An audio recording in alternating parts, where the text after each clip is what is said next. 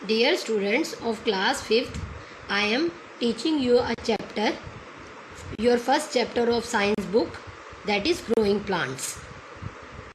बेटा growing plants कैसे grow करते हैं हमारे इस चैप्टर में आपने ये समझना है कि आपके प्लांट्स कैसे ग्रो करते हैं। ठीक है, इसमें सबसे जो पहली चीज़ होती है वो होती है हमारी सीड्स जो होते हैं। जब हम प्लांट को ग्रो करने के लिए सीड को सॉइल में डालते हैं तो वो सीड जो होता है धीरे धीरे ग्रो करके प्लांट में कन्वर्ट हो जाता है। अब आपने सीड्स कहाँ देखे, जैसे आप कोई भी फ्रूट खाते हो, पपाया आपने जब आप पपाया को कट करते हो तो उसमें आपको बहुत सारे सीड्स देखने को मिलते हैं। ऐसे आप मैंगो खाते हो, मैंगो में आपका एक ही सीड निकलता है। तो डिफरेंट फ्रूट्स के अंदर नंबर ऑफ सीड्स होते हैं डिफ़र होते हैं। ठीक है, means seeds are of different shape, different size and different in number. अब जब हम लोग किसी भी सीड को सॉइल के अंदर डालते हैं ग्रो करने के लिए तो हमेशा सीड जो होता है वो प्लांट में ग्रो नहीं कर पाता। उसका क्या रीज़न है? कई बार क्या होता है, वो सीड जो होता है वो किसी भी रीज़न से डिस्ट्रॉय हो सकता है, डैमेज हो सकता है। ठीक है, एक तो उसका राइट डेप्थ पे जाना ज़रूरी है ताकि वो प्लांट में कन्वर्ट हो सके। अदरवाइज़ कई बार उसे बर्ड्स या एनिमल्स आके ईट अप कर जाते हैं। अगर वो हमारा ऊपर सीड रह गया है सॉइल में तो वो एनिमल वगैरह उससे आकर ईट अप कर जाते हैं। तो इसीलिए कहते हैं सीड का एक सॉइल के अंदर प्रॉपर डेप्थ में जाना ज़रूरी है। और किसी भी सीड का प्लांट में कन्वर्ट होने के लिए कुछ नेसेसरी कंडीशंस होती हैं जो उसको चाहिए। लाइक सॉइल के अंदर न्यूट्रिएंट मिल जाते हैं सीड को ग्रो करने के लिए। वाटर सॉइल से ही मिलता है। एयर से वो कार्बन डाइऑक्साइड को एब्जॉर्ब करता है और मिनरल्स सॉइल में से ही मिलते हैं।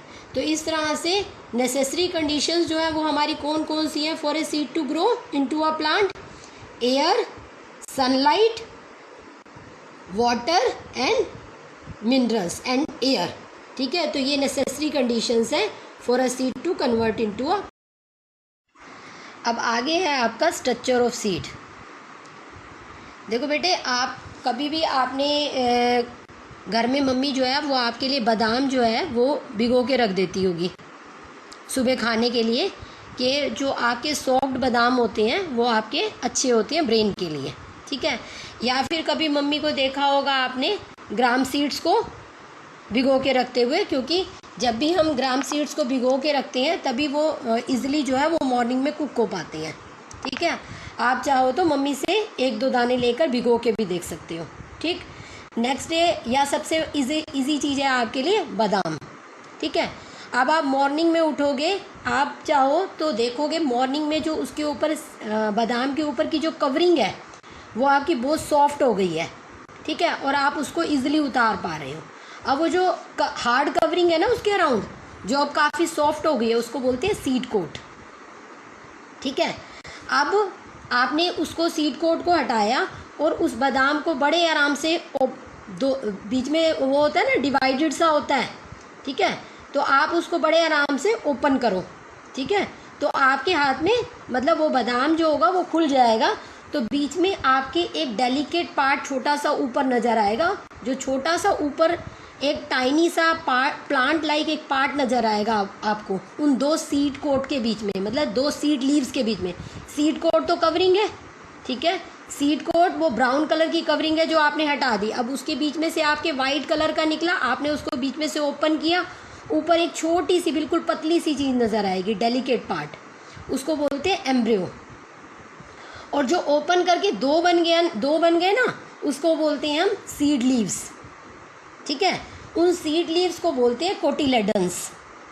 और वो जो ऊपर छोटी सी पतली सी चीज़ नज़र आ रही है that is known as embryo. ठीक, अब ये जो एम्ब्रियो है इसके अंदर यही एम्ब्रियो जो होता है वो आपका ग्रो करके, जब आप किसी भी सीड को अंडर अर्थ सो करते हो तो ये जो आपका छोटा सा पार्ट होता है एम्ब्रियो, यही ग्रो करके एक न्यू प्लांट को क्रिएट कर देता है। ठीक है, अब इसमें आपको 2 सीड लीव्स नज़र आ रही हैं। ठीक है, इनको कोटिलेडन्स बोलो या सीड लीव्स बोलो, दे आर सेम। ठीक है, आपने ओपन किया, बादाम को खोला तो ऊपर वाली चीज तो एम्ब्रियो है, और वो जो दो चीजें खुल के आपके सामने आ गई वो सीड लीव्स हैं। They are said to be cotyledons. Clear? अब ये कोटिलेडन्स दो हैं, इसलिए इसको बोलेंगे डाइकोट। और जिस प्लांट की सीड के अंदर एक ही सीड लीव होती है उसको हम बोलते हैं वन कोटिलेडनस और मोनोकोट सीड। उसका एक बेस्ट एग्जांपल है आपके घर में राइस। ठीक है, राइस जो है वो आपका मोनोकोट सीड है, और जो आपका बादाम बोलो या ग्राम सीड बोलो, जिसको आप हिंदी में काले छोले बोलते हो, मम्मी से बोलना काले छोले दे दो मुझे, तो आप दो भिगो के देख सकते हो, उसको भी बहुत इजीली आप बादाम की तरह ऑब्जर्व कर सकते हो। ठीक है, तो वो हो गया डाइकोट। जिसमें दो सीड लीव्स ओपन हो वो आपकी डाइकोट हो गया, जिसमें एक ही सीड लीव है वो आप। अब आपको पिक्चर में जो है वो मोनोकोट प्लांट्स के 3 एग्जाम्पल दिखाए हुए हैं। ठीक है, इसमें आपको मेज और वीट प्लांट दिखाया हुआ है। ठीक है, जो आपके मोनोकोट प्लांट का एग्जाम्पल है। जब भी आप सीड को सो करोगे, ठीक है, वो रूट ऊपर नीचे की तरफ ग्रो होती है और स्टेम ऊपर की तरफ जाती है, वो बिल्कुल क्लियर आपको शोन है। उसके बाद आपके डाइकोट प्लांट में आपको भी 2 एग्जाम्पल दिए हुए हैं, एक बीन सीड का और एक कॉफ़ी सीड का। इसमें भी बिल्कुल क्लियर शोन है आपका कि जब भी आप सीड को सो करोगे तो जो आपका एम्ब्रियो होगा वो धीरे धीरे डाउनवर्ड और अपवर्ड जाता हुआ रूट और शूट को कोज करेगा। शूट स्टेम को ही बोलते हैं। ठीक है, now your next topic is germination. Seed का बेबी प्लांट में कन्वर्ट हो जाना is known as germination, means the conversion of seed into a baby plant is known as germination. अब germination होती कैसे है? आप लोगों ने एक सीड लिया, सीड को आपने सॉइल में राइट डेप्थ पे डाल दिया। अब मैंने अभी आपको बताया था कि सीड के अंदर एक एम्ब्रियो, एक छोटा सा बेबी प्लांट होता है जो ग्रो करके धीरे धीरे बाहर आता है हमारा सॉइल में से। अब जब तक प्लांट जो है वो सॉइल में से बाहर नहीं आया तब तक वो फोटोसिंथेसिस प्रोसेस नहीं कर सकता। क्यों? क्योंकि उसको सनलाइट वगैरह अवेलेबल नहीं है। ठीक है, तो जब तक सीड जो है वो अंडर अर्थ है तब तक वो अपना फूड कहाँ से लेगा? वो जो बेबी प्लांट है, वो एम्ब्रियो जो है, उसको अपनी ग्रो करने के लिए ग्रो कैसे करेगा? वो अपनी रूट भी बनाएगा, अपनी शूट भी बनाएगा। अब उसके लिए उसे ग्रोथ के लिए फूड चाहिए। वो उसके पास फूड जो होता है वो कोटिलेडन्स जो होती हैं उसके अंदर स्टोर्ड होता है। The cotyledons have stored food until the baby plant comes outside. Soil में से जब तक बाहर नहीं आ जाता, तो अब आप डायग्राम में देखो कि आपने सीड सॉइल के अंदर डाला हुआ है। ठीक है, धीरे धीरे एम्ब्रियो, सेकंड फिगर में देखो बेबी प्लांट थोड़ा ग्रो कर गया, लेकिन अभी वो अंडर अर्थ ही है। फिर नेक्स्ट फिगर में देखो, नेक्स्ट में आपका क्या दिखाया हुआ है कि आपकी रूट और शूट अलग अलग दिखानी शुरू हो गई। उससे नेक्स्ट में थोड़ा और ग्रो, उससे नेक्स्ट में थोड़ा और ग्रो। तो जब ये बेबी प्लांट हमारा अर्थ से बाहर आता है तब इसका फोटोसिंथेसिस प्रोसेस स्टार्ट होता है। बिफोर दैट जो स्टोर्ड फूड होता है कोटिलेडन्स के अंदर, वो सीड लीव्स के अंदर, दैट इज़ यूज्ड। ठीक है, रूट जो होती है वो डाउनवर्ड ग्रो करती है हमेशा, और शूट जो होती है वो अपवर्ड ग्रो करती है। और जब ये एक बार बेबी प्लांट बाहर आ जाता है उसके बाद ये अपना फोटोसिंथेसिस प्रोसेस के थ्रू अपना फूड प्रिपेयर करता है और ज़्यादा बड़ा होता चला जाता है। Now the next topic is seed dispersal. अब what do you mean by seed dispersal?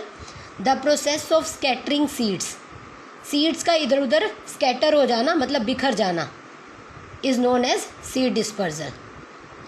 बेटा देखो, जब तक सीड को एक प्रॉपर स्पेस नहीं मिलता तब तक, जैसे अगर हम एक ही जगह पे बहुत सारे प्लांट्स को इकट्ठे ग्रो कर दें तो वो प्लांट्स जो होंगे वो क्राउडी होंगे ना, तो वो कभी भी ठीक से जर्मिनेट नहीं कर पाएंगे।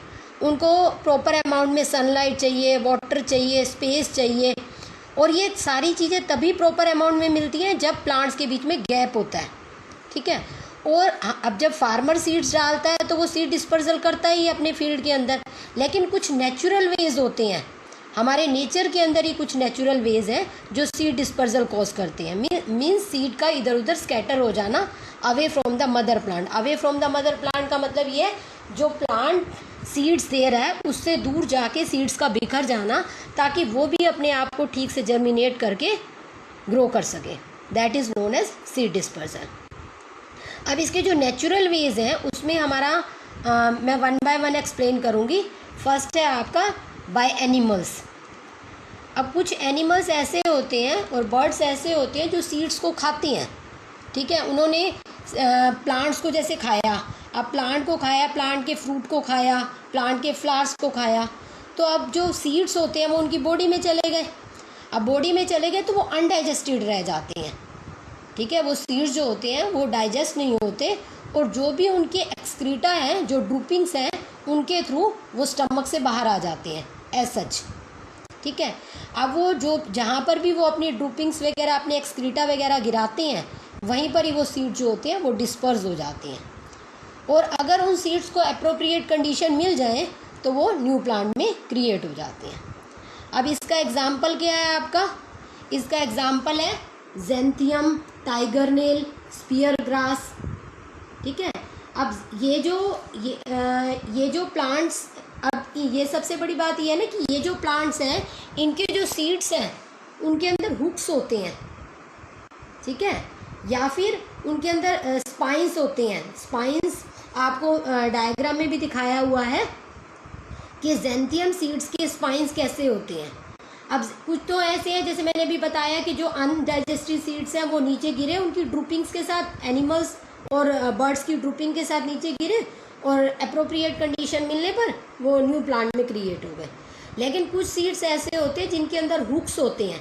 अब जैसे कोई एनिमल कहीं बैठा, ठीक है, और उसकी जब वो अपने मूव करने के लिए खड़ा हुआ, तो वो जो सीड है जिसके अंदर हुक है या स्पाइंस हैं, वो बॉडी के साथ उसके लग जाता है, ठीक है, उसकी स्किन में अटैच हो गया, मतलब उसकी स्किन के साथ लग गया।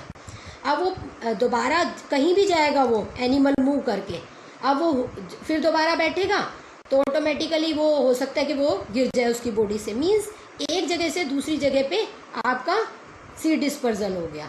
तो सीड डिस्पर्जल जो है, एक तो आपको बताया ड्रूपिंग्स के थ्रू हो गया एनिमल्स में, जो अनडाइजेस्टेड पार्ट होने की वजह से उसके स्टमक से ऐसे बाहर आ गया, और दूसरा क्योंकि प्लांट का जो सीड है वो है ही ऐसा जिसमें स्पाइंस हैं या हेयर हैं या हुक्स हैं, तो उसका क्या एग्जाम्पल है? ज़ैंथियम, टाइगर नेल, स्पीयर ग्रास। इनके कैसे हैं, इनके रूट्स कैसे हैं? जिनमें हुक्स होते हैं, स्पाइंस होते हैं, जो बॉडी के साथ स्टिक हो सकते हैं, ठीक है, स्टकअप हो जाते हैं, ठीक। और एनिमल जहाँ जाता है वहीं पर ही एनिमल के साथ ये सीड चला जाता है, और फिर जहाँ अप्रोप्रिएट कंडीशन मिलती है वहीं पर ये ग्रो कर जाता है। जिन एनिमल्स की बॉडी में फर होता है उनके साथ ये इजीली स्टकअप हो सकता है, ठीक है। अब नेक्स्ट है आपका सीड डिस्पर्जल बाय विंड। आपने अब इसी मौसम में देखा होगा, जैसे अब आप घर पे हो तो आपने देखा होगा आपके घर बाहर जो है वो कुछ कॉटन सीड्स उड़ के आ जाते हैं, जिन्हें आप सफाई के चक्कर में निकालने की कोशिश करते हो, स्टिल वो मतलब वहीं पर ही रह जाते हैं, क्योंकि वो बहुत इजीली जो होते हैं ना वो फैल जाते हैं, डिस्पर्स हो जाते हैं। उसका रीज़न क्या है? They are light in weight, हल्के होते हैं बहुत ज़्यादा। हल्के होने की वजह से ये इजीली जो है वो डिस्पर्स हो जाते हैं, और इसीलिए ये विंड से डिस्पर्स होते हैं। विंड से मतलब हवा से, जब भी तेज़ हवा चलती है तो कॉटन सीड्स जो होते हैं, कॉटन सीड्स लाइक सीड्स जो होते हैं वो एक जगह से दूसरी जगह इजीली पहुंच जाती हैं, as they are very light in weight, fluffy कह सकती हैं, ठीक है। और दूसरा इसका एग्जांपल आप दे सकते हो डेंडेलियन का, ठीक है, इसके सीड्स भी बहुत ज़्यादा लाइट इन वेट होते हैं। तो this type of seeds which are very light can be easily carried from by the help of wind, and एक जगह से दूसरी जगह डिस्पर्जल इनका जो होता है वो इजी होता है। और इनमें से कुछ सीड्स ऐसे भी होते हैं जिनके अंदर विंग्स होते हैं, जैसे अभी मैंने आपको एग्जांपल दिया डेंडेलियन का, तो उसमें विंग्स होते हैं, ठीक। तो they can be easily dispersed. अब नेक्स्ट है आपका seed dispersal by water. Seed dispersal by water मतलब पानी की हेल्प से, वाटर की हेल्प से सीड जो हो गया वो फ्लोट करके तैर के फ्लोट करके एक जगह से दूसरी जगह पहुंच गया। जैसे आपने देखा होगा, आप लोग स्विमिंग वगैरह करते हो, ठीक है, ऐसे कुछ सीड्स जो होते हैं ना, जो बहुत ज़्यादा स्पॉन्जी होते हैं, ठीक, वो एक जगह से दूसरी जगह पे पानी की हेल्प से, वाटर की हेल्प से इजीली फ्लोट कर जाते हैं। इसमें आपका एग्जांपल है कोकोनट, ठीक है, एंड लोटस। आप में इसमें पिक्चर में भी दिखाया हुआ है कि लोटस और coconut seeds are easily carried by water from one place to other place. अब इसमें देखो फ्लोटेशन की कुछ कंडीशन भी होती है कि कुछ प्लांट जो होती है वो कैसे इजीली फ्लोट कर जाती हैं, क्योंकि जो सीड्स, जैसे हम लोग तैरने के लिए अपने पानी को जो है वो बैकवर्ड डायरेक्शन में करते हैं ना बेटा, पीछे की तरफ करते हैं फ्लोट करने के लिए अपने आप को, ऐसे ही ये जो कुछ सीड्स ऐसे होते हैं जिनकी ये क्वालिटी होती है कि लाइट तो होते ही होते हैं, लेकिन उनका वो स्पेस ज़्यादा लेते हैं। जैसे अब कोकोनट है, वो स्पेस ज़्यादा लेता है, इतना वेट नहीं होता, तो वो इजली जो है वो वाटर को बैकवर्ड, मतलब इजली जो है वो डिस्पर्स कर सकता है, मतलब इजली जो है वो बैकवर्ड डायरेक्शन में कर सकता है, जिसकी वजह से वो इजली फ्लोट करके one place to other place चला जाता है। ठीक है, अब नेक्स्ट लास्ट है आपका सीड डिस्पर्सल बाय एक्सप्लोजन।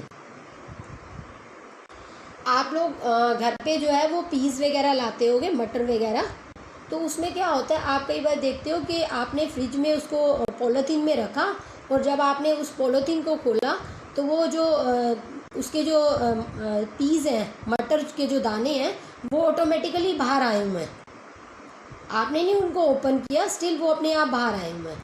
तो बीन लाइक प्लांट्स ऐसे हैं जिनकी सीड्स जो होते हैं वो अपने आप ही ब्रस्ट करके ओपन हो जाते हैं, ठीक है, और इधर उधर स्कैटर हो सकते हैं, ठीक, स्कैटर होके जहाँ अप्रोप्रिएट कंडीशंस मिलती हैं वहीं पर ही अपने आप को न्यू प्लांट में क्रिएट कर देते हैं। तो इसे बोलते हैं सीड डिस्पर्सल बाय एक्सप्लोजन, अपने आप ही ऑटोमेटिकली उसका ओपन हो जाना और सीड्स का इधर उधर डिस्पर्स हो जाना।